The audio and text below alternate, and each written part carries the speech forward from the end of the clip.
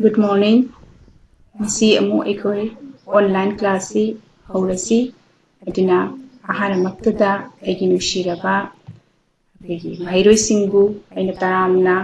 class sigi damukta hopefully welcome to my class. Ekoina hoji tawribasi wari macha Imphal Turelgi itamcha haiba wari macha sini Maharaj Kumari Binodini Devi gi haiba wari macha sigi part 1 2 ekoi loikre ngasi makha satharakpu oina wari macha sigi ahum shuba saru part 3 tawgadabni aduna nakhoi myam ready oiro akoi wari macha asi howrasi krigi part 3 gi saru asi ei paba hora age Imphal Turengi itamcha wari macha sigi nikhoi gyantana taro hojik phauda ekoina tawr ibasi wari macha sida krigi masagi itamcha hairibasi asengwa maming Ram Dulari kawi haiba ekhoi khangkhre adigi Ram Dulari kamaina tawi adigi ma isam chamjabani de mangonda koina loisan khiba matang dudi masagi ibem sana meghagi machanupi lasru meghagi machanupi ibem sanagi machina mangonda laknaduna hangbada mai sai kari chai degi irombada utong nga thaadi mangi haibadegi mana kapthokhiba thembada wana themba adigi chatharapo ina Ram Dulari se kari male mayamna kari male haina haidi mai masak mato mana king lauba magi icham chamjaba machin apabaduna prek ngangdana da leiba adugumba mataududa Ram Dulari se hek ubada saji macha ningsingei khairoi macha ningsingei uchinau uchek ningsingei haibne simba ayibigi magi Ram Dulari gi matangda thaba asibhau ekhoi ngarang tawkhre madugi makha satharapo oina ei wari macha se amu parage lakhunya munna taro yamna nungaitaba amana sahi tarukta suribi Ram Dulari bu mama Kasturina santhi khunba hek chathalli Ram Dulari hujik sahi kya sure haiba ekhoi khange sahi tarukta ngairi ba angang lupi macha Ram Dulari se mama Kasturina santhi khunba hek chathalli haiba ko laima yening deda masigi nupi se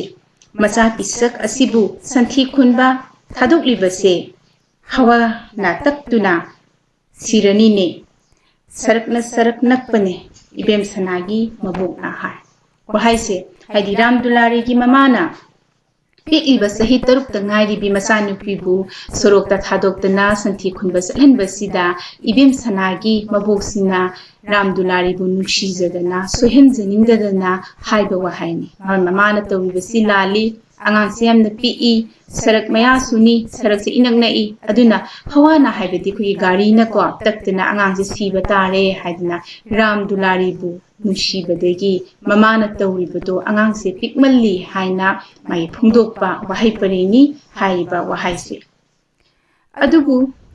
Ram Dulari gi mama Kasturi di mem sahib ni Ram Dulari gi mama gi mai masak khara ta ise sida madi mem sahib ni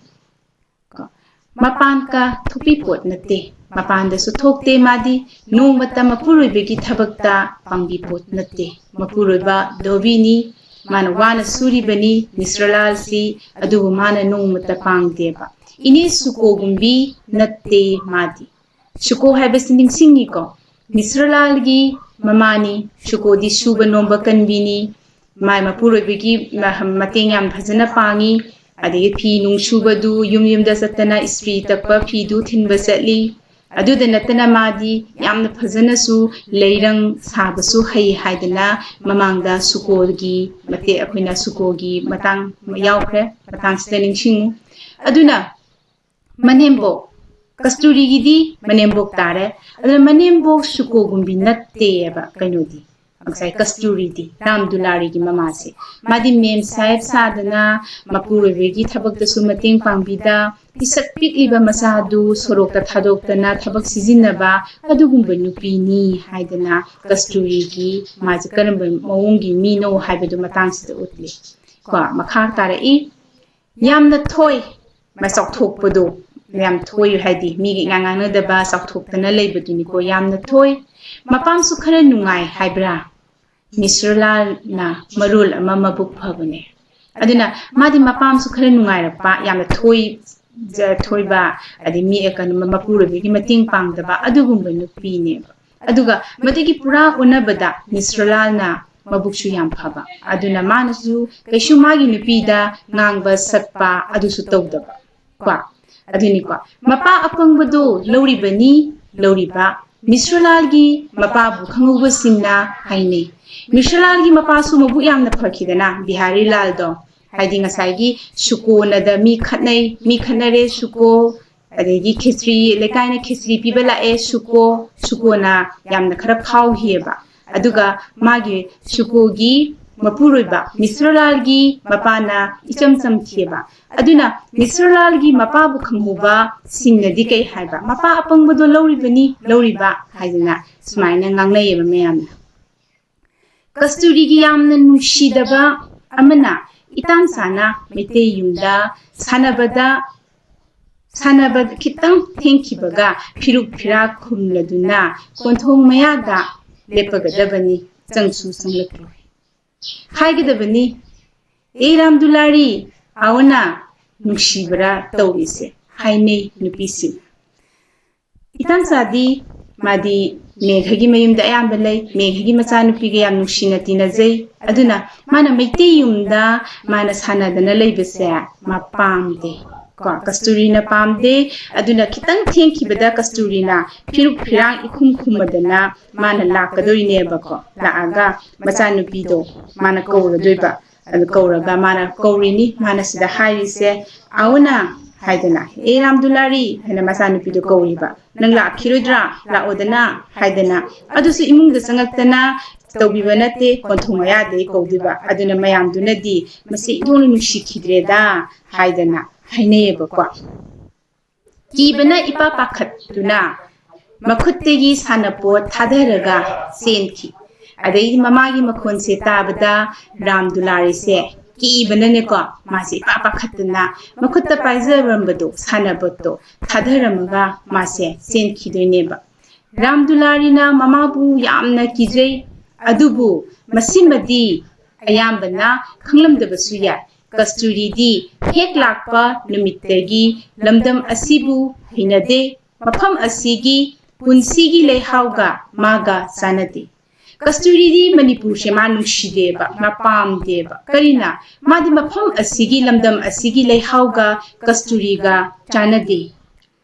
adum khangki Kasturi di Imphal turelbu nungshiba ngamloi mahak mitopni Liraba turel asigi warida magi mafam leite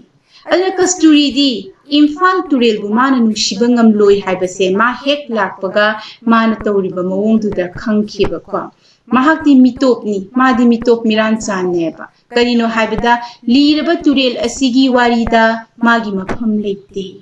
magi mapuroibagi wahaimakna aibida haikhiba haidi turel asi aigi ima ipani turel asigi torbalda aigi ima ipagi aroiba yahip masida loshin khibani aduna aina kramaina thadoktuna chatkadoribanu haiba turel asi mama mapani haina khanjariba mapuroibagi pura onatainabada Kasturini Misralagi loinabi kaino haibada madi sigi Imphal turel gi liraba adegi magi mapuroibagi pari puridagi samnaraklaba mapuroibagi nungshiba mapuroibuna turen sibu nungshijariba Imphal turel bu Kasturida karimata yaude karina Kasturi di liraba turel asigi warida magi mafam leite haribasina mayek sengna taeba ko makhada sum hai yaklaba nungshada hainabi lengui lamdagi mahua leirangse takhi leinate sangre mapanate ai bigi yam phajaba pramani yaklaba nungsada hainabi ko lingoi lamdamgi haidi yaklaba nungsana hek moi khidi pokpodo pokpa makhoi pokna pham adudi nungsana hek te yaaba angakpa khang ngamdraba adugumba lingoi lamgi mahuwa haibadi mahuwa lairangse mahuwa haibase ekhigi yugumba shumbada shijinaba masidegi mahisina khoi nisha oina thaknaba adugumba lei amani magi magulse ekhigi somna kangi ing lauba ningthiraba manam nungshiba na tillaba fazaraba takhelei natte adigi sangrei mapal natte sangrei gi managi manam nungshibada hainarini ha sangtrik sangbaduda thot thot lauba nungshiraba manam selaba adugumba sangrei takhelei ngorok ngoraba thot thot lauraba leirang aduda nungshiraba manam selaba adugumba takhelei maduga mapasana maduga panaba yagadaba natte madi mahuwa leirangni haina mahuwaga oina kasturiga sangdamnaribini patangsida ayibina adumna sharak mayada potpham phambi ibem sanagi mabokna itamchada nungshina hek hek hai hairiba wafam singse ibem sanagi mabok kadaida pokham phamba sarak mayada pokham phambi mana he hek itamchaduda haijabani ko mai pukningi wafamdo isudi mama lam ikai thabigi macha radhikani sisu mai sai mabok tuna haimni isudi ka mana mabok sina haibini ko si wafamse itamchada haiba nungshidana he he haini ko isudi mama lam ikai tibigi macha kali radhikani hana lam ikai tibi se ka shu oina akhoi longnadi leidusu henna pamu basu ka shu su leite phajaba leite aduna adugumba lamlakta adegi akapung hoda hoba makhoi mamal lodaba adugumba posak tugi macha radhikani haina haidi mamadu di keshumta natte mamadu di ngasagi ayibina haikre mama se kariga sangdamna khre mahuwa lairangni sharaba nungshagi adugumbadani madi imphal turen bamana nungshiba ngamde karigino haibada imphal turen gi magi liraba sida magi maphum karishu leite haibna singba ayibi gi motpi khre aduga makhagi huziki hairiba ishudi mama lam ikai thibigi macha radhikani haiba wahai parengsina ngasagi ibem sanagi mabokna haiba ko isi sina noi hanubina haiba wahai haijeraga ngasagi ibem sanagi mabokna isi sina nokche yebako itamsada hengal matum amapi itamsada mana hengal matum pirini ramdularina beni mata adu haihallami hengal matum phangzabaduda haraudana ramdularina magi beni da haihallami ko hengal matum ado pamuna lek lek tuna chai angangduna ramdularina hengal matum to lek lek tana yam pamuna sajai magi nashika machado nungsha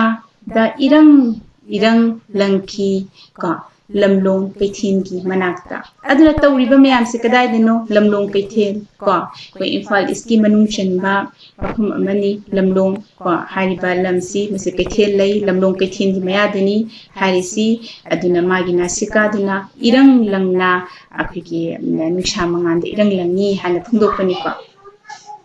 manungi wa amana ibem sanagi maboka itamsaga sanabagi maram amasu leidi haidi itamsaga ibem sanagi maboksiga sanabagi maram amaleyeba kari maram no yengsi ko positaba matamda hanubina laidi tubada yetum mana lengbi positaba matamda pakhom phambi ahanduna ko kaidawi mana laidi tujayeba sitaba matamda adugi yetum mana do kanana lengbi itamsana leirang tainaba santi pire leirang da tainaba santi su pire aduni ko darji dukan degi hanubigi laidi tunanaba phi machet khullaga pire asida natana darji dukan da chatlaga furit tubegi phi machet taba mayam do khulluraga ahanduda bemsnagi maboktuda mana laidi tubuda sizinaraba su pire chaw khraba service ni aduna nasagi ramdularina kogi ahansigi tawribase am chaw khraba thabak neba aduna itam sadi laidi su lemna phangi इताम Sana कईगिनो लाइधी lame Lemna फंगिसे माना लाइधी ये मनासु लेंबीरे लाइधी तुबदा सिजिननबा दर्जी की दुकान देगी चत्तना फी मचेत ma'am सु खुंबीरुरगा पीरे अदुना इताम सादी कईतवी लाइधी से Lemna fungi को रामदुलारी ना पांबसे कांगदा खिचड़ी चाबा रामदुलारी ने कई पामी कांगदा खिचड़ी चाबसे कांग मनुंगददी नोंग मता मयुमदा चाक चाबा नत्ते को हाइदी माना कांग मनुंगददी मादी कांगदा कोई खिचड़ी तौई को जगबोंदुगी मेलानी कांग कोई रथदा फमगा चिंगबदो जगबोंदुबु को अदुगी मनुंगसिदा मादी नोंग मता मयुमदा चाक चादेबा मांदोपता खिचड़ी ओइन चारबा को ममाना ख्वाइदेगी पामदबसु सरक चटपा नुपादगी फी मुनबना महेले को सरक चटपा यौसंग फी मुनबना मुनैदे को असि ममाना ने माना पामदे हाइबो को अदु नुपादगी फी मुनबसे ममासने यम पामदे को सखत्तबा थबकनी खन माले खुइगी मितेगिदी अंगांग इंगे इदे सतनबा थबकनी अदुमा सखत्तबनी हाना खन माले को नैहाक लेते कुसिलिबा ममा सिने को अदुगी एथोखिबदा नैहाक लेतेबा रामदुलारी चंगओना कौसलिसे इताम सासु नैहाक लेते हेक्ता सेंथोखी इताम सा मा कौसनना फजन बंगमदे मा हेक्ता सेंथोरएबको अदुना नाकथेंग लाए सेंग लेरे सेंग पियु हवाई लेरे हवाई पियु पैसा पियु यादे रामदुलारी ना बेनी मचा अदु हाय हायदुना कोचेन चेले हाकुम यावसंगदगिनी रामदुलारी ना यावसंग थोपा होरक्लिबसे माहुदी सही तरुक तंगाइरी अदना मदुगी ममांगी माना सही मंगा सुरुक मतमदा मदुदगी ने माना यावसंग थोपा होरइसे हाकुमदगी नि हाइदी को मिते मचा ममानबी सिंगा कुमसिगी यावसंगददी यामना ngaukre मदगी यावसंगददी मा मिते मचा ममानबी सिंगा यामना ngaukre हाइदी को अदना सरक्तदा लै सोरोक्तदा लैरेबको अदे इबेम सनागी मबोकना मसुगी फनेक लैबदा रामदुलारी गिसु समजेतना साबा फनेक मचा अमा यावबिरए अदन इबेम सनागी मबोकना मसुगी फनेक लैबा मतमदा रामदुलारी गिसु को समजेतना साबा ख्वांगना साबा हाइबमा समजेतना साबा अमा हाइबमा हलैनेदना को अदा समजेतना साबा फनेक मचा अमा यावबिरए हाइबको अदना सलुंगांगबा मचुनी मसुना करी संगांगबदो हा सलुंगांगबा हाइनेदना को सलु अंगांगबा मचुनी को अदना मुना लंगबा कुसुदा कयादी पक्चखिबा माई कुचुदी मुई को अदना मुना लंगबा कुचुदा कयादी पक्चखिबा अदगी को नोकनबा नते थांगई सिंगना इताम सादी पक्चखी माना नोकनबगी वफम नतेबा इताम साददी तसेंगना पक्चखी हायका हराव का तरावबा काजल थाबा ममितना तथक सरकता चटलिबा मीबु येंगी कना फासिके यक्षंगी मतमदनी को माई ममी तरावी मद काजल थाई तथक ना माना सरोक्षिदा कना फासिके हाइने येंगे को पाखंग अचौबा फावबा तानै मरक मरकता अचौबा पाखंग भाव माना तानैयेबको माना हेक्ता हाना मीगी फुरित ता पाय हे मसिमदी मयांग मांद्रा पाखंग मचासिंदुना हायनी पाखंग अचौबदुना हायनी मसिदी मयांग मांद्रा हायदना मसक्तो को अदुना सेंसिकी अमा पिरमलगा को पाखंगदुना नांथोक्तुना सेंकी लंबी मनाक्ता सिंजू बोरा योलिबी इबेम सनागी मबोकना कंखत्तुना हाइबिनु इशुदा छागी करिगिनु माना हाइबिनु इशुदा हाइसे करम वाफमनो हे मसिमदी मयांग मांद्रा हाइबा नुपासिंदुना पाखंगसिंदुना हाइबा वाहिदुनी को माना कंखत्तदना इबेम सनागी मबोकतुना हाइबिनी को हाइबिनु इशुदा हाइबना मिश्रला लेकाइगिनी लेकाई सिगी मीना लोइना नुशिबी जानबी लमदम असीदगा पोकले मबुकनगा फरे उशब मेलादा फावबा मिश्रलालबु यावहनबा इमुंग कया अमसु लई को मानसु कांग मतमदा लेकाईगी पाली पुबदा पुनबदा लुपा तराकुन हापदा खक चिथजदे मिश्रलालदी लेकाईसिदा यामना नुशिनना लैजे मालमदम से सुपोकपनी चावबनी अदेगी मसाना मबुक फरे aduna usak mela aigi mari mata khangna sanaba barten tawdana usak mela da kawbada imung kharadi kaidawi Misralal bu yahulle heba aigi mini haina khalle bako mana su kaidawi kangi matam lakpada koi lekai na pali puwa khopa leidana ka madida mana ngamjaba lupa tara kun hapado ma kaidawmi da kawde matam leba khibita mana su tawe bako aduk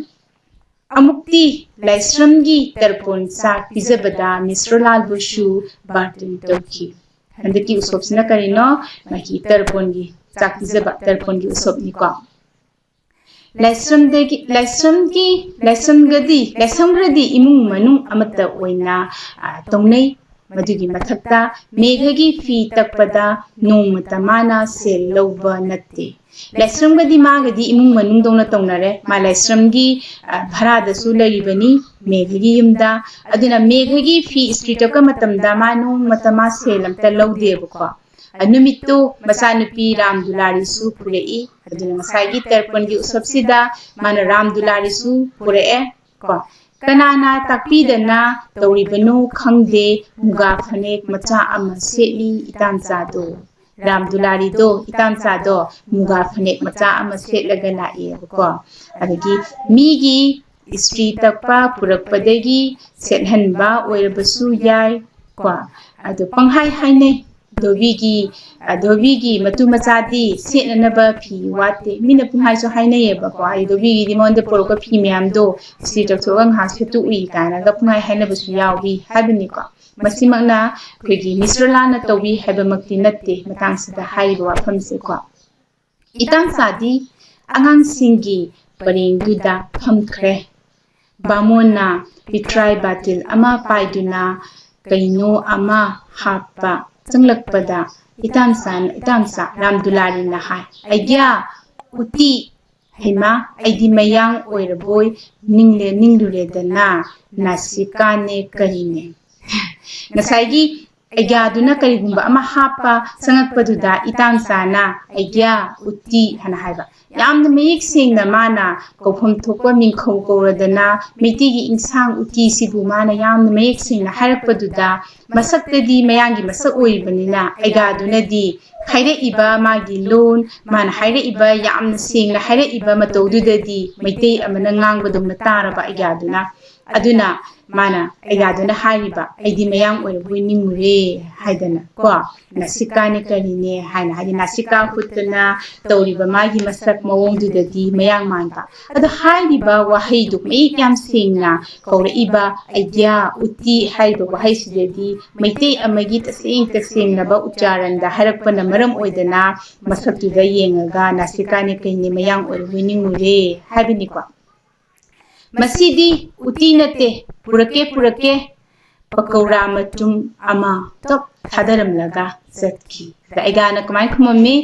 ko aidi mayang orbiningure nasikane karine haire ado pura ibadudi uti nalamdre pakawra oirame adna pakawra matum ama thadaramlaga nangi uti do purake haraga aiga do hanchakre ko ikai khibna itam sadi sum lukthaki salukla tingdore adana madi nasagi mayang oibu malure haina hairambado mayang oibu ninglure nasikane kaine haiba wakal sida madi sum ikai gidana sum lukthaki madi saluklado thengdoreba khut hamba tholakpada ibem sanana Misralal da kwa mana nasagi Misralal da mana hai ka rasikar oigadamni raskai orije kwa Misralal da mana hai kaka ngasai kwa agyana itam sabu mayang oiraboi nini haibedegi kapke tawiba haidi kaka hana kausi Misralal da kaurini kwa aduni ngasai agyana kedore itam sabu mayang oiraboi nini haibedegi kapke tawiba haidina ibem sanasina tamneba madu hekta bada Ramdulari na hik kapthorei mana ngasai degi kapningdana khangatna leibadu Ramdulari na ikai bedegi kwa aduna madu mapada hek tambado mamana biduna madu hek tabadei mase makhon thoka hik kapthoreba mapana themgedi haidradana mapana themdra kwa adu kadora isi sina noklaga pamlaga purukhi adu mana noaga mana masanupi da pamaga purukhi ko ꯑꯗꯨꯅ ꯉꯁꯤꯒꯤ ꯑꯣꯏꯅꯗꯤ ꯋꯥꯔꯤ ꯃꯆꯥꯁꯤ ꯃꯇꯥꯡꯁꯤꯐꯧꯇꯪ ꯇꯧꯔꯁꯤ ꯁꯤꯒꯤ ꯃꯈꯥꯁꯤ ꯑꯩꯈꯣꯏ ꯍꯌꯦꯡ ꯑꯃꯨꯛ ꯇꯧꯔꯁꯤ ꯑꯗꯨꯅ ꯉꯁꯤꯐꯧꯇ ꯇꯥꯛꯏꯕꯁꯤ ꯑꯃꯨꯛꯀ ꯍꯟꯅ ꯅꯈꯣꯏꯅ ꯐꯖꯅ ꯑꯃꯨꯛ ꯄꯥꯁꯤꯜꯂꯣ ꯑꯗꯨꯒ ꯒ꯭ꯌꯥꯟ ꯇꯥꯕ꯭ꯔꯥ ꯀꯩꯁꯨ ꯒ꯭ꯌꯥꯟ ꯇꯥꯗꯅꯤꯡꯉꯥꯏꯗꯤ ꯃꯆꯥꯛꯇꯤ ꯂꯩꯇꯦ ꯑꯦꯛꯁꯄ꯭ꯂꯦꯟ ꯇꯧꯕ ꯌꯥꯕ ꯇꯧꯈ꯭ꯔꯦ ꯑꯗꯨꯕꯨ ꯅꯈꯣꯏꯅ ꯒ꯭ꯌꯥꯟ ꯇꯥꯗꯕ ꯋꯥꯍꯩꯒꯤ ꯑꯥꯔꯊ ꯈꯪꯗꯕ ꯌꯥꯎꯔꯕꯗꯤ ꯀꯃꯦꯟ ꯕꯣꯛꯁꯇ ꯑꯗꯨꯝ ꯏꯔꯛꯄ ꯅꯈꯣꯏꯅ ꯑꯗꯨꯝ ꯍꯪꯉꯛꯄ ꯀꯩꯁꯨ ꯀꯥꯏꯗꯦ ꯑꯗꯨꯒ ꯃꯈꯥ ꯇꯥꯕ ꯋꯥꯔꯤꯗꯤ ꯉꯁꯤꯒꯤ ꯁꯤꯗ ꯍꯌꯦꯡ ꯇꯧꯔꯁꯤ ꯉꯁꯤꯒꯤꯗꯤ ꯁꯦ ꯂꯣꯏꯁꯤꯜꯂꯁꯤ ꯑꯗꯨꯅ ꯉꯁꯤꯒꯤ ꯑꯩꯈꯣꯏꯒꯤ ꯑꯍꯨꯝꯁꯨꯕ ꯁꯔꯨꯛ ꯋꯥꯔꯤ ꯃꯆꯥꯒꯤ ꯏꯝꯐꯥꯜ ꯇꯨꯔꯦꯜꯒꯤ ꯏꯇꯥꯡꯆꯥ ꯍꯥꯏꯕ ꯋꯥꯔꯤ ꯃꯆꯥꯁꯤ ꯑꯍꯨꯝꯁꯨꯕ ꯁꯔꯨꯛꯁꯤ ꯃꯇꯥꯡꯁꯤꯗ ꯂꯣꯏꯔꯦ ꯅꯈꯣꯏ ꯄꯨꯝꯅꯃꯛꯄꯨꯁꯨ ꯑꯩꯅ ꯌꯦꯡꯕꯒꯤꯗꯃꯛꯇ ꯌꯥꯝꯅ ꯅꯨꯡꯉꯥꯏ ꯌꯥꯝꯅ ꯊꯥꯒꯠꯂꯤ ꯍꯌꯦꯡ ꯑꯃꯨꯛ ꯑꯩꯈꯣꯏ ꯎꯅꯔꯁꯤ ꯉꯁꯤꯒꯤꯗꯤ ꯃꯇꯥꯡ ꯑꯁꯤꯗ ꯂꯣꯏꯁꯤꯜꯂꯁꯤ ꯁꯦꯐ ꯑꯣꯏꯅ ꯅꯨꯡꯉꯥꯏꯅ ꯅꯈꯣꯏꯁꯨ ꯄꯣꯊꯥꯔꯣ